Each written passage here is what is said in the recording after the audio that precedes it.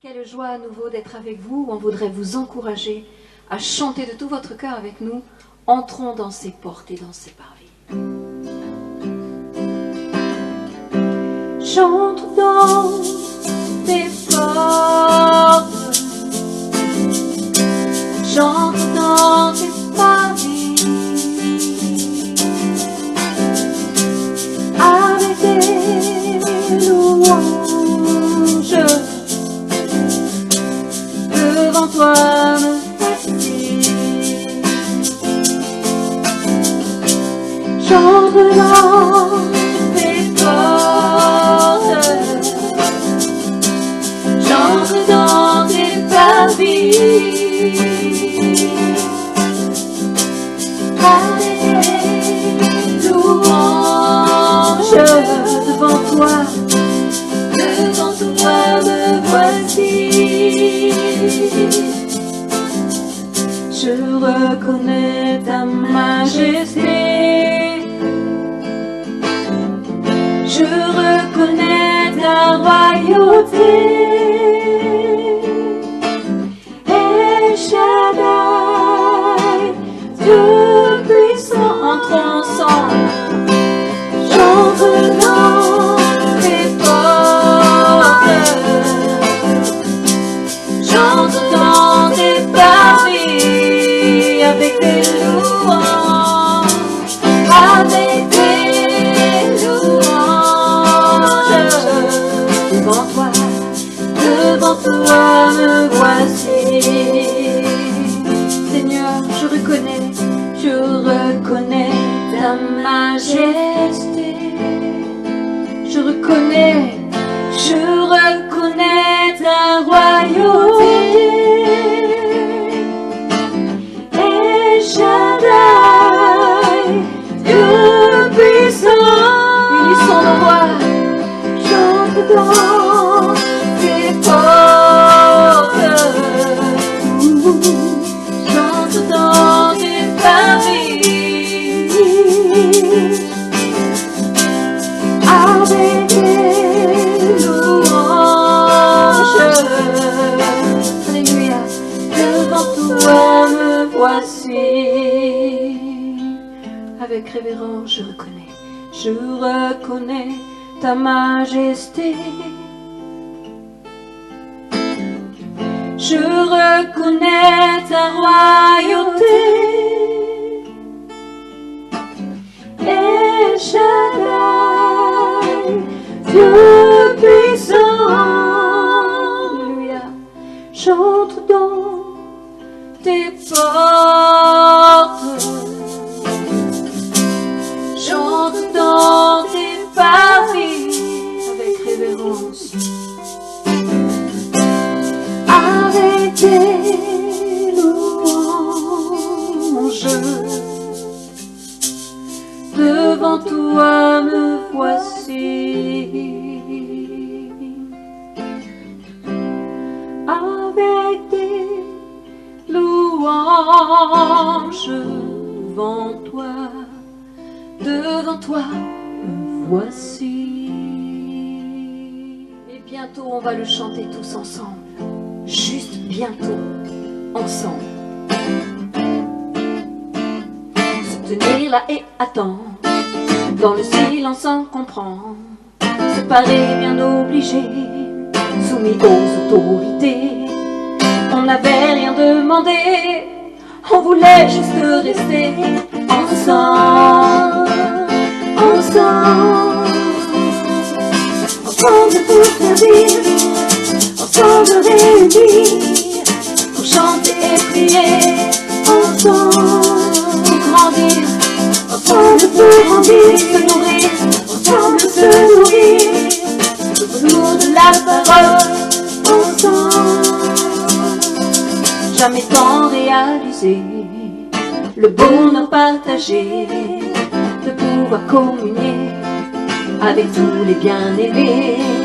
On n'avait rien demandé, on voulait juste rester ensemble, ensemble pour servir, ensemble pour servir, ensemble réunis, pour chanter et crier.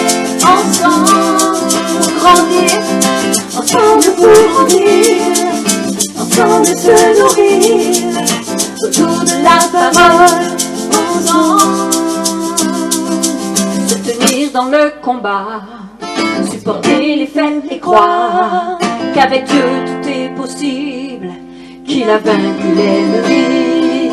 On n'avait rien demandé, non, on voulait juste rester ensemble, ensemble, chantons, chantons, ensemble pour servir, ensemble réunis, pour chanter et prier, ensemble, alléluia, ensemble pour grandir, ensemble se nourrir, autour de la parole, ensemble, pour un temps séparé, mais mieux se retrouver, redécouvrir comme jamais la joie de se rassembler.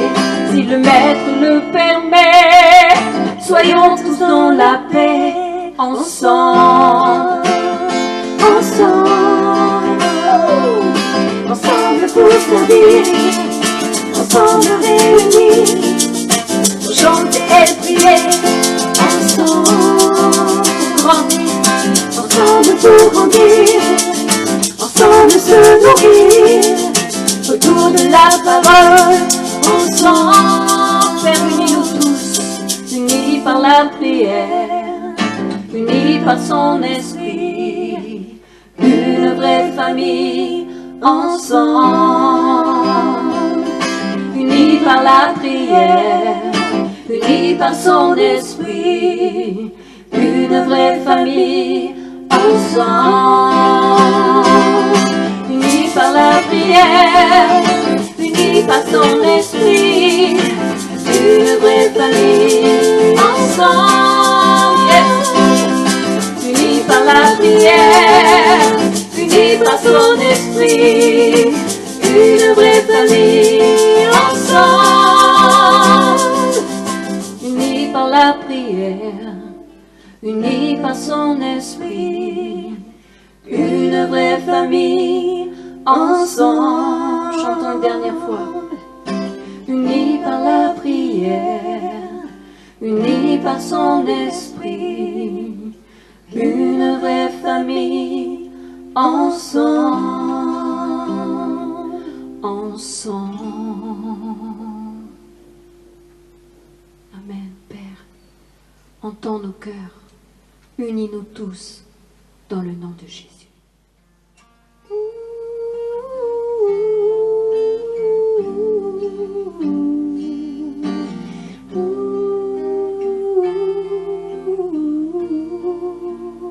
Alléluia. Dans la présence du Seigneur, il y a la guérison. Dans la présence du Seigneur se trouve la paix. Dans la présence du Seigneur, mon cœur se réjouit. Dans la présence du Seigneur, je suis béni. On chante encore ensemble. Dans la présence du Seigneur, il y a la guérison. Dans la présence du Seigneur se trouve la paix. Dans la présence du Seigneur, mon cœur se réjouit. Quand c'est facile ou difficile. Dans la présence du Seigneur, je suis béni. Seigneur, agis. Seigneur, agis en puissance dans nos vies. Créons-nous le désir de t'obéir. Sanctifie-nous par l'action de ta parole. Amen. Et nous verrons la gloire. Oui, nous verrons la gloire. Nous verrons la gloire de ta face, la gloire de ta face. Alléluia. Laisse-nous voir ta face, Seigneur.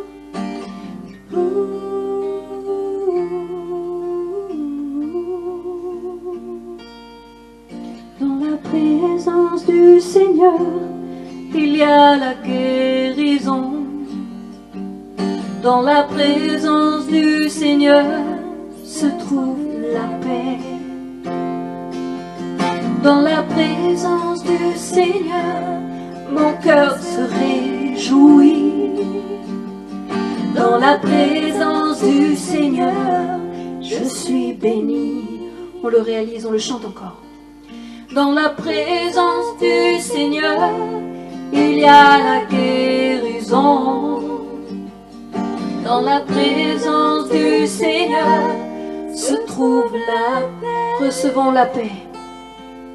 Dans la présence du Seigneur, mon cœur se réjouit.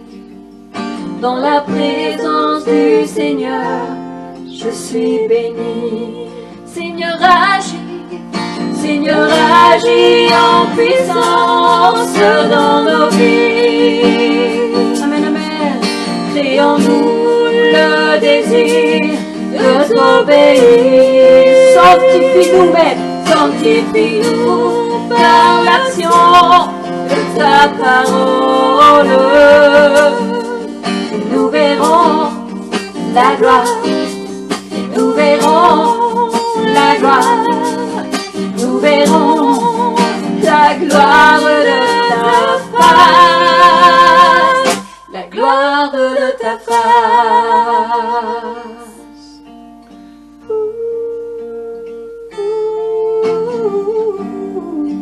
Alléluia. Merci pour ta paix, Seigneur, tu es là. Seigneur, agis en puissance dans nos vies. Crée en nous le désir de t'obéir. Sanctifie-nous par l'action de ta parole. Et nous verrons la gloire, nous verrons la gloire, nous verrons la gloire. Oui, nous verrons la gloire. Nous verrons la gloire. Nous verrons la gloire de ta face. La gloire de ta face. Alléluia. Merci Seigneur pour ta présence. Quoi de plus précieux pour nous, Seigneur, que ta présence. Alléluia.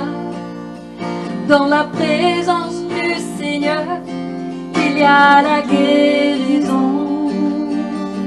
Dans la présence du Seigneur se trouve la paix. Dans la présence du Seigneur, mon cœur se réjouit. Dans la présence du Seigneur, je suis béni. Encore une fois. Dans la présence du Seigneur, il y a la guérison. Dans la présence du Seigneur se trouve la paix. Dans la présence du Seigneur, mon cœur se réjouit. Amen, amen. Dans la présence du Seigneur, je suis béni. Dieu me bénit, Dieu te bénit, Dieu nous bénit dans sa présence. Nous voulons voir ta gloire descendre en ce lieu parmi nous.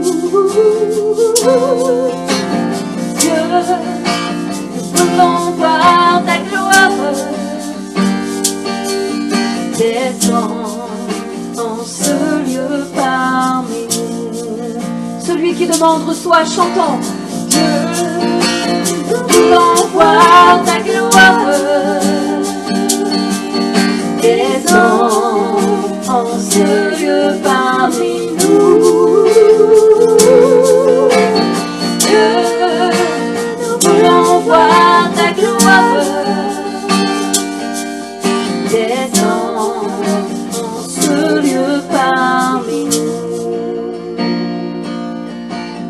te donnons nos cœurs, nos vies, tout notre temps. Sois le centre de nos valeurs, le motif de nos élans. Oui, nous venons en Jésus, par le voile déchiré. Merci pour ton salut, toi l'agneau immolé. Chantons, nous voulons voir ta gloire. Descends en ce lieu parmi nous. Dieu, nous voulons voir ta gloire. Descends en ce lieu parmi nous. Nous croyons en tes promesses. Nous croyons en tes promesses. Oui, amen en Jésus. Nous sommes conscients de nos faiblesses. Sans ta grâce, nous sommes perdus. Mais nous venons en Jésus, par le voile déchiré. Merci pour ton salut, toi l'agneau immolé.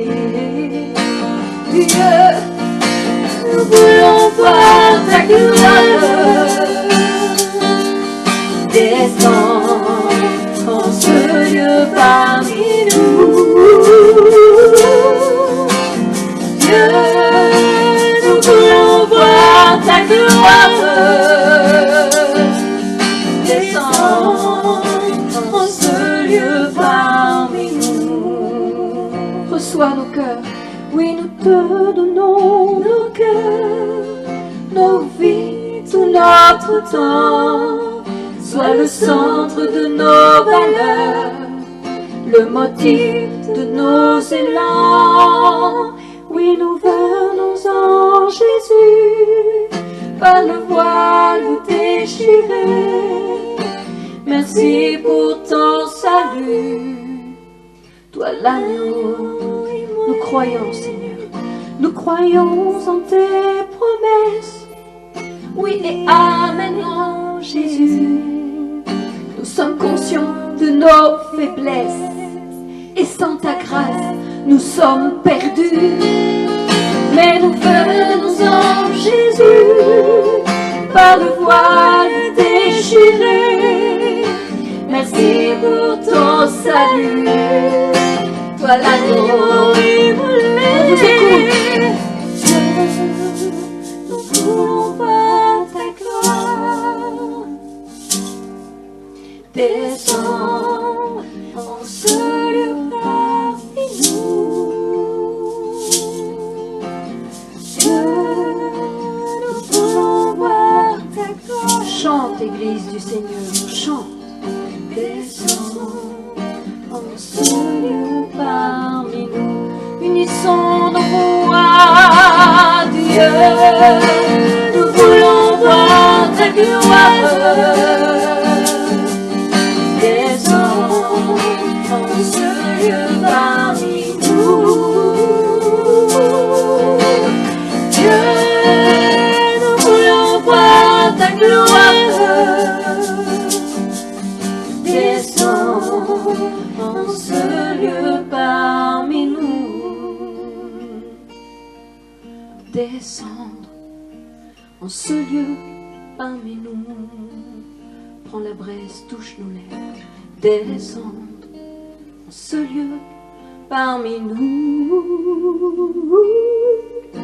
Descendre en ce lieu parmi nous. Seigneur, viens bénir ta parole. Viens disposer nos cœurs à la crainte de ton nom. Seigneur, laisse-nous entendre ta voix, comme si c'était la première fois ce matin. Descends en ce lieu parmi nous. Bonjour à chacune, à chacun. Merci à Marie, merci à Sarah pour ce temps de bénédiction, ce temps de chant, ce temps de célébration.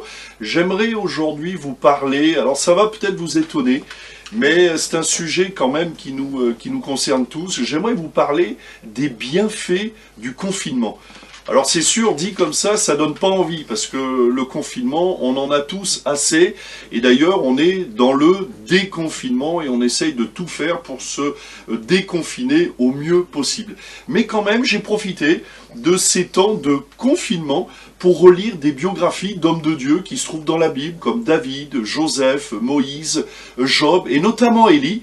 Et je me suis aperçu que pour quasiment tous les hommes et toutes les femmes de Dieu, en tout cas dans la Bible, il y a eu des temps d'isolement, de solitude, de confinement. Et ce matin, je vous propose de voir un temps de confinement qu'a vécu Élie, et véritablement, ça a été un bienfait. Je lis pour vous dans le premier livre des rois, au chapitre 17, Élie, au verset le premier, l'un des habitants de Galaad dit à Akab, « L'Éternel est vivant, le Dieu d'Israël, dont je suis le serviteur.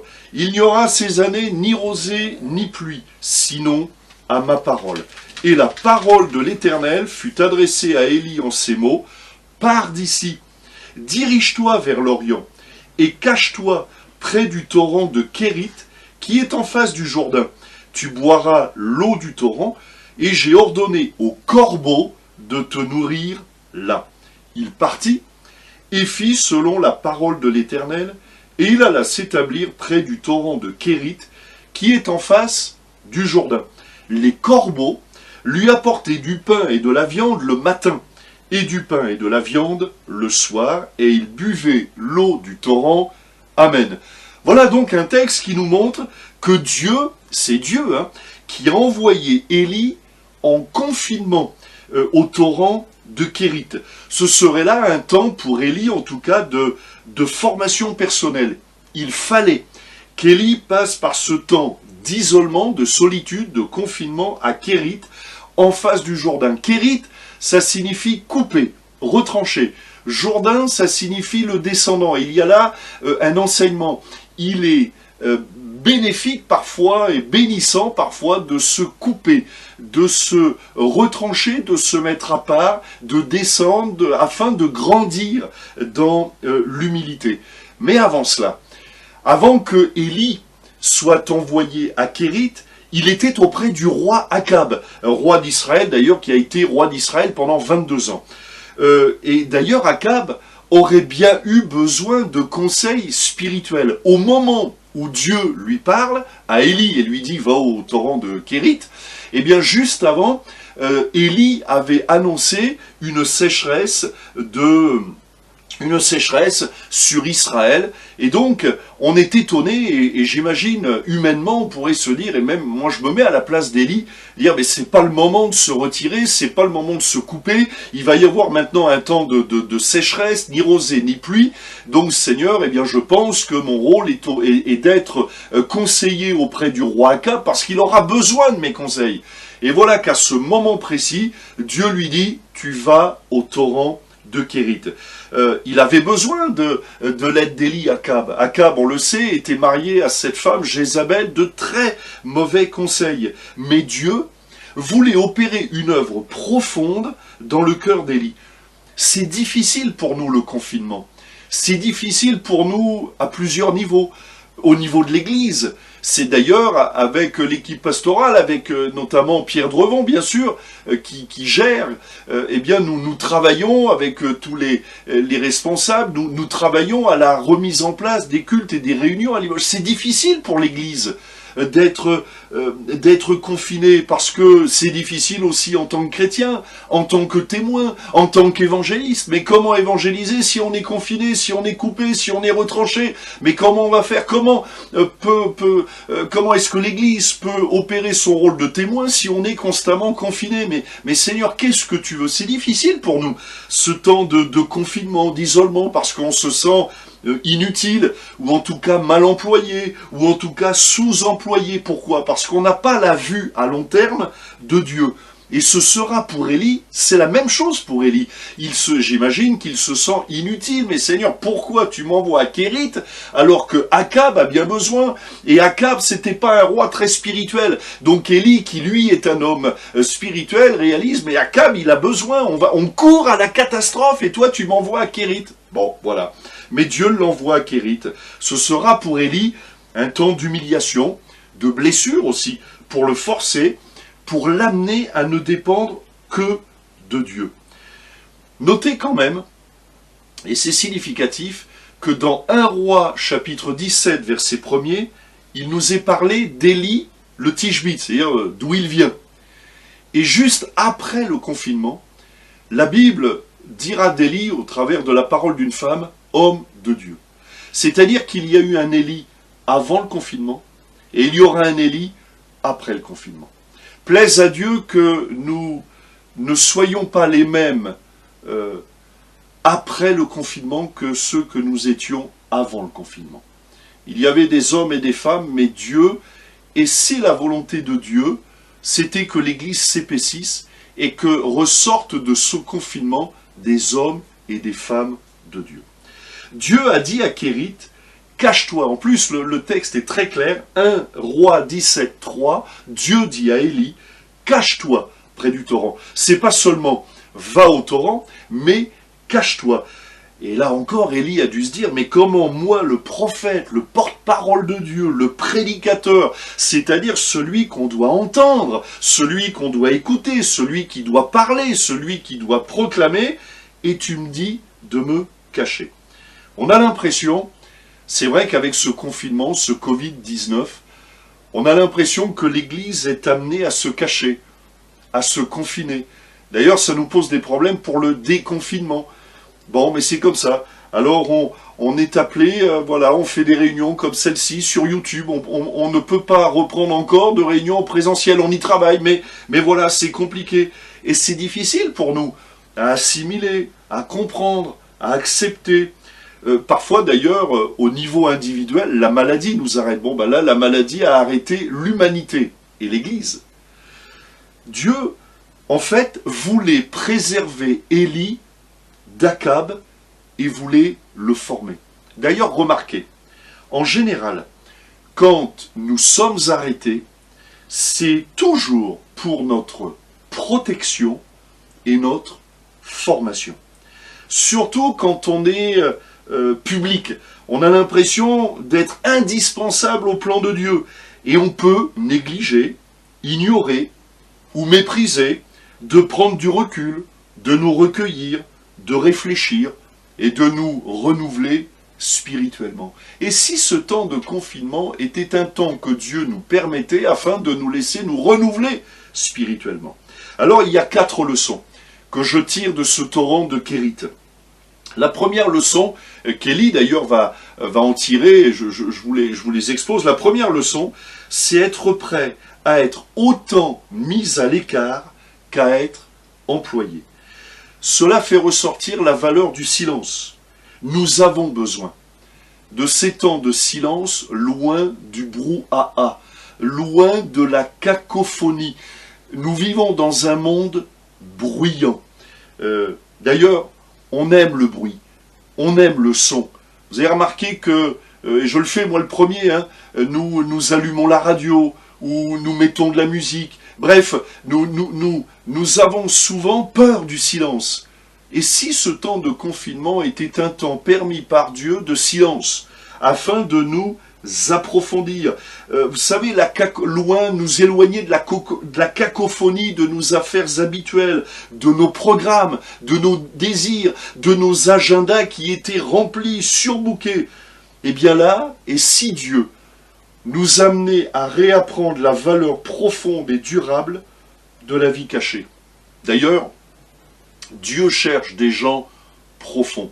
Les hommes cherchent de meilleures méthodes, Dieu cherche de meilleurs hommes.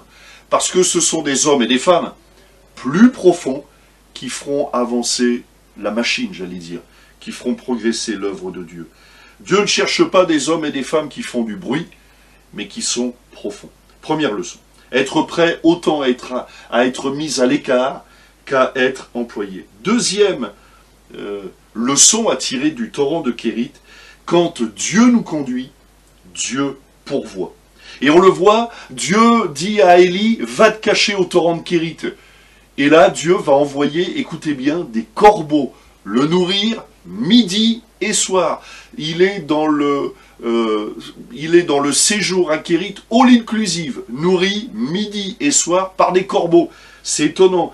Et ces corbeaux lui amenaient du pain et de la viande. Il y a une nourriture pour chacun d'entre nous. Et même si cette nourriture, elle est véhiculée par des corbeaux. C'est étonnant d'ailleurs que Dieu emploie des corbeaux. Il aurait pu employer de beaux, j'allais dire, de beaux porteurs. Et au fond, là aussi, il y a une leçon à apprendre. Peut-être que lorsque vous regardez cette vidéo, vous avez l'impression d'entendre un corbeau. Ben, plaise à Dieu que je sois un corbeau porteur de la bonne nouvelle de l'Évangile, mais de la véritable nouvelle de l'Évangile, de la vraie nouvelle de l'Évangile, de la véritable parole de Dieu. Est-ce que Dieu ne veut pas nous permettre de nous laisser nourrir par des corbeaux? Mais remarquez bien que ces corbeaux, ils amènent du pain et de la viande. Ce n'est pas un évangile édulcoré, mais c'est de la nourriture solide. Paul dira à Timothée, sache que dans les derniers temps, les hommes ne supporteront plus la saine doctrine. Et si Dieu permettait ce temps de confinement, afin que nous puissions nous laisser nourrir et manger du pain et de la viande, de la nourriture solide. Les corbeaux, c'est vrai, n'attirent pas les regards, n'attirent pas les likes, n'attirent pas l'attention, mais ces corbeaux, ils nourrissent ces lits, ils le renouvellent. Donc apprendre à réaliser que lorsque Dieu nous conduit, Dieu pourvoit et a une nourriture pour chacun d'entre nous. Mon ami, tu ne manqueras jamais de rien si tu te laisses conduire par Dieu. Troisième leçon. Eh bien, nous sommes obligés, et nous l'avons tous appris pendant ce temps de confinement, on l'a tous appris, j'allais dire, malgré nous. Nous avons tous dû apprendre à nous confier à Dieu jour après jour. Ce confinement nous oblige à vivre au jour le jour. Il est impossible de faire des plans à long terme. Je vous parle en connaissance de cause. Vous savez que je suis évangéliste avec mon épouse. Nous avons en général notre planning qui est rempli à 1 ou 2 ans. Eh bien là, le planning, on peut le mettre à la poubelle. On ne peut rien prévoir. Eh bien, nous devons apprendre à dépendre de Dieu directement. C'est Dieu qui gère le planning, qui en quelque sorte, c'est comme si Dieu nous disait « Donne-moi ton agenda ». D'ailleurs, je le prends et je gère. En réalité, Dieu gère mieux le temps que nous et l'agenda que nous. Quelqu'un a écrit « La raison pour laquelle tant d'entre nous sont accablés, tendus, distraits ou anxieux, c'est qu'ils n'ont pas appris l'art de vivre un jour à la fois. » Physiquement, nous vivons un jour à la fois, nous ne pouvons pas faire autrement. Mais moralement, nous sommes en même temps plongés dans le passé, le présent et l'avenir. Et ça ne nous réussit pas. Dieu ne nous donne qu'une étape à la fois. Va, cache-toi au torrent de Kérit, et là je te nourrirai. Quatrième leçon, parce que Élie va aussi l'expérimenter, eh bien le torrent de Kérit va s'assécher. Et un torrent asséché est souvent une marque d'approbation de Dieu, et non le contraire. On le voit, le torrent s'est asséché avec Job, le torrent s'est asséché avec Joseph, le torrent s'est asséché avec Moïse, avec David, avec Paul, avec tous les hommes et les femmes de Dieu. Il y a eu un temps dans leur vie où le torrent s'est asséché. Pourquoi est-ce que Dieu permet que dans nos vies, parfois, le torrent soit asséché? Eh bien parce que là aussi, Dieu veut nous délivrer de 3 ennemis qui sont terribles, et seul un assèchement peut nous débarrasser de ces 3 ennemis, de vaincre ces 3 ennemis. Le premier ennemi, c'est l'orgueil. Quand on est mis à l'écart, on apprend à ne plus être le centre de l'attention et à être applaudi. Voilà. On apprend, comme Jean-Baptiste, Évangile de Jean, chapitre 3, verset 30, Jean-Baptiste a pu dire, lui aussi a vécu ce temps d'assèchement, et il a pu dire, il faut qu'il croisse en parlant de Jésus, et que je diminue. Dieu veut nous amener à vaincre l'orgueil de nos vies, de nos cœurs. L'orgueil, c'est notre principal ennemi, et Dieu veut nous aider. Pourquoi est-ce que Dieu permet ce temps d'isolement, d'assèchement? Parce que Dieu cherche des hommes et des femmes de Dieu. Et l'homme de Dieu ne peut pas être quelqu'un d'orgueilleux. Dieu résiste aux orgueilleux, mais il fait grâce aux humbles. Et Élie avait besoin d'expérimenter cette leçon, de vaincre l'orgueil. Deuxièmement, Dieu veut nous aider à vaincre la peur. Après l'orgueil, c'est la peur. Un ennemi terrible. Eh bien, à cette étape de l'assèchement, Nous apprenons à triompher de nos craintes, vous savez comment? Parce que nous sommes amenés à nous appuyer uniquement sur Dieu.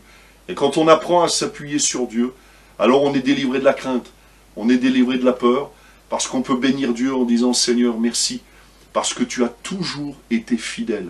Tu es fidèle, tu es juste, tu es bon, tu ne m'as jamais abandonné. » Et Élie l'a appris, le torrent s'est asséché, mais Élie n'a jamais manqué de rien. Et puis le troisième ennemi à vaincre, c'est la rancune, l'orgueil, la peur et puis la rancune. On peut éprouver de la colère, à cause d'ailleurs de ce confinement, de l'incompréhension, car finalement nous prenons pour des droits ce que Dieu nous donne, nous a acquis par grâce. Alors Dieu veut nous émonder, nous dépouiller, nous apprendre aussi à pardonner. Bref, au torrent de Kérit, Dieu a travaillé profondément dans le cœur d'Élie, et ce travail ne pouvait se faire qu'au torrent de Kérit, dans l'isolement. Il y a un travail que Dieu a fait dans nos cœurs, dans ce temps de confinement. Ne résistons pas à l'action du Saint-Esprit. Et la conclusion, eh bien, Kérit, ça signifie couper, retrancher. C'est un processus nécessaire pour devenir un homme ou une femme de Dieu. Je suis comme vous. Je me suis souvent posé la question au début de ce confinement, dès le 17 mars, je me dis, mais Seigneur, pourquoi est-ce que tu permets ce temps? Pourquoi est-ce que tu permets ce temps où nos églises sont confinées? On ne peut pas faire nos missions d'évangélisation, on ne peut plus aller prêcher l'évangile sur les places publiques, nulle part. Il y avait une grande campagne d'évangélisation qui était organisée en Afrique, on n'a pas pu l'accomplir. Mais pourquoi est-ce que tu permets cela? Et si Dieu voulait lever dans nos églises des hommes et des femmes de Dieu? Et si c'était ça la raison, ou en tout cas une des raisons, comprenez bien, je ne me pose pas là aujourd'hui comme un prophète, mais simplement je suis comme vous, je réfléchis, je prie, je médite, je lis la parole de Dieu et je veux me laisser renouveler par la parole de Dieu. Eh bien la parole de Dieu, je crois qu'elle m'inspire, qu'elle me renouvelle.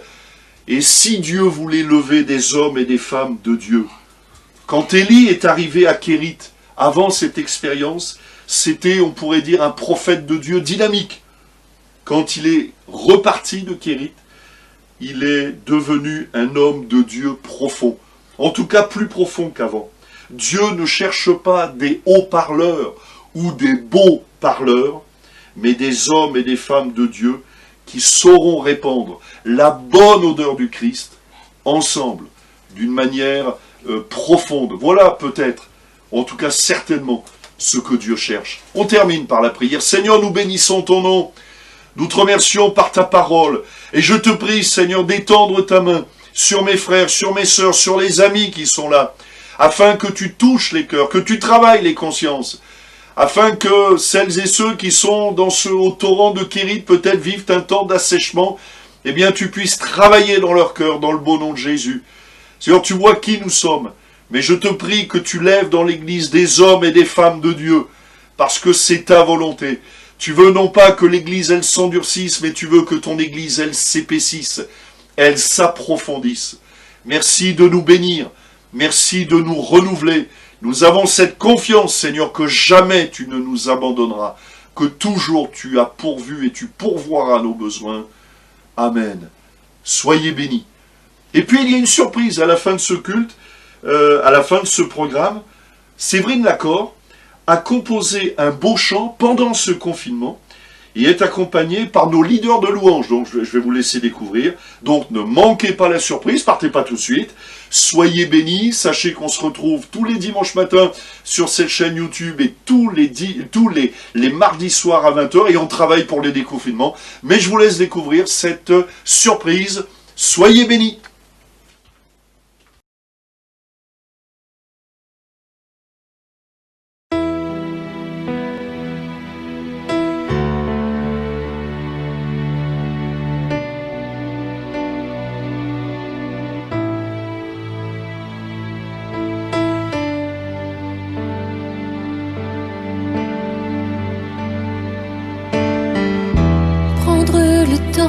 De s'arrêter, considérer notre destinée, prendre le temps de se poser. Prendre le temps de tout lâcher pour l'écouter, nous parler, pour nous laisser transformer. Le temps nous est volé, combattons-le pour le retrouver. Le temps nous est compté, achetons-le et préparons l'éternité.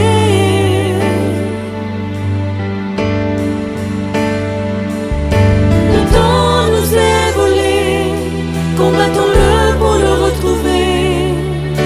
Le temps nous est compté, achetons-le et préparons l'éternité.